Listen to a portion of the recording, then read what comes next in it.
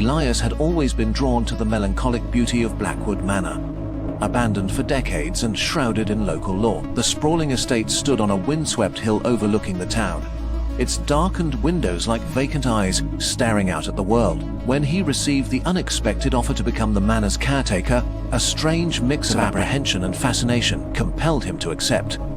He needed the solitude, the quiet, to focus on his writing, and Blackwood Manor, with its air of forgotten grandeur, seemed like the perfect, albeit slightly unnerving, retreat. The first few weeks were uneventful.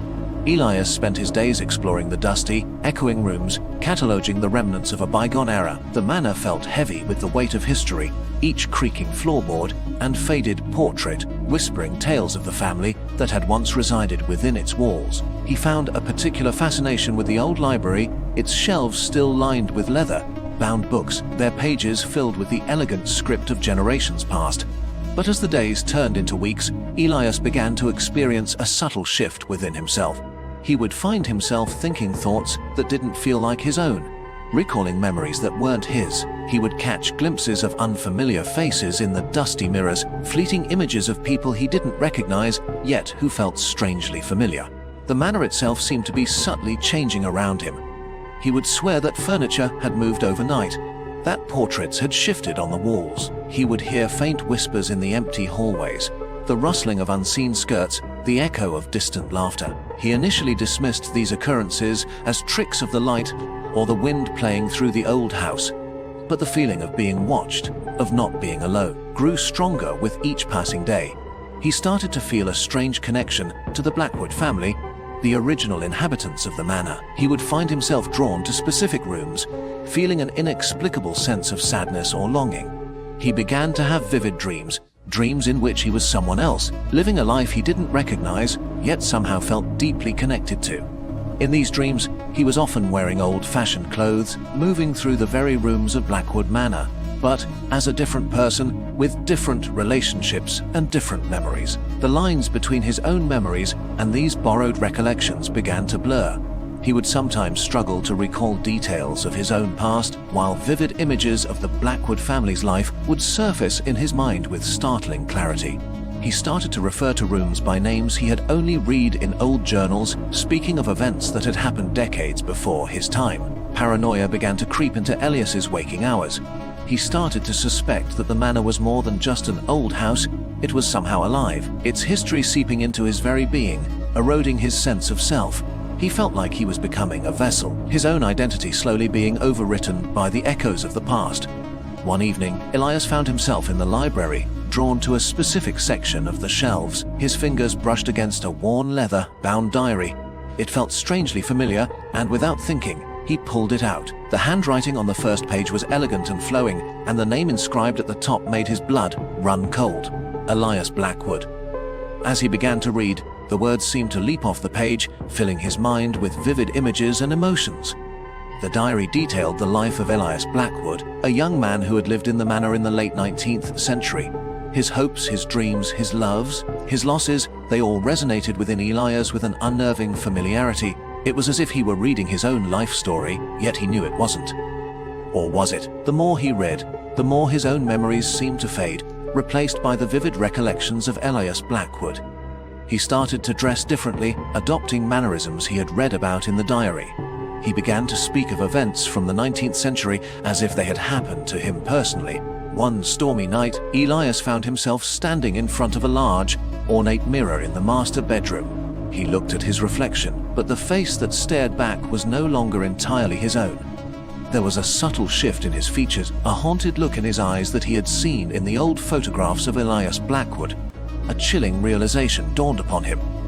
The manor wasn't just holding memories, it was actively reshaping him, turning him into an echo of its past. He wasn't Elias, the writer seeking solitude. He was becoming Elias Blackwood, the long-deceased resident of the manor, his own identity fading into the spectral tapestry of the house's history. He reached out a hand to touch the mirror, and as his fingers met the cold glass, a whisper echoed through the room. A voice that sounded strangely like his own, yet tinged with a melancholy he had never felt before. "Welcome home, Elias." The manor had claimed him, absorbed him into its history, leaving behind only a ghost in his place, forever bound to the echoing halls of Blackwood Manor. With the whisper echoing in his mind, Elias no longer felt like an intruder in Blackwood Manor. The memories of his former life as a writer, the reason he had come to this isolated place, faded into a distant hazy blur, like a half-forgotten dream.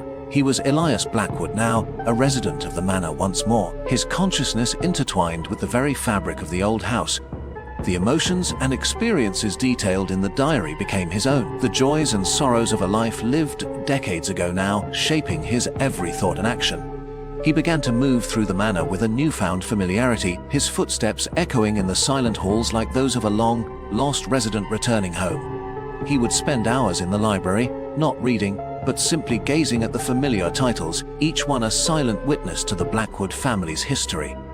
He would wander through the drawing room, imagining the lively gatherings that had once taken place there, the laughter and music that now existed only as faint echoes in the stillness. He even started tending to the overgrown gardens, a task Elias Blackwood had meticulously documented in his diary, his hands instinctively knowing how to prune the roses and cultivate the forgotten herbs. The atmosphere within Blackwood Manor seemed to shift with Elias's transformation. The heavy sense of melancholy that had initially permeated the air began to dissipate, replaced by a strange kind of quiet contentment, as if the manor itself was finally at peace with its rightful inhabitant returned.